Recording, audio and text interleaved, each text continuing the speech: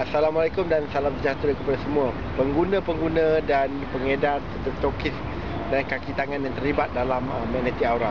Jadi Alhamdulillah 2013 satu platform baru kepada Magnetic Aura, pengedar-pengedar serta stokis Magnetic Aura dan warga Magnetic Aura khasnya kepada pengguna-pengguna Magnetic Aura amnya.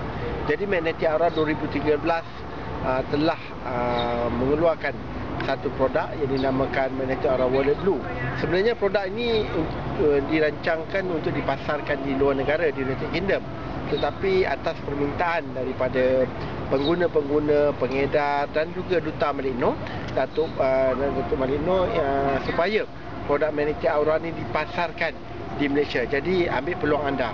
Jadi harga pasaran yang dicadangkan adalah RM60 untuk 30 ml botol macam ni, dan untuk di Sabah Sarawak kita jual pada harga RM65.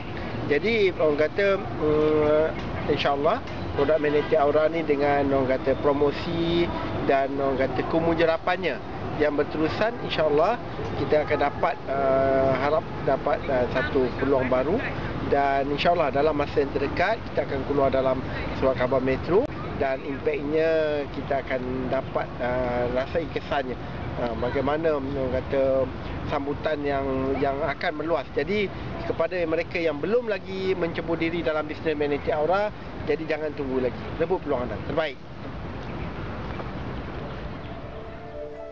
It is my belief that our purpose here is to develop our gifts of intentionality and learn how to be effective creators.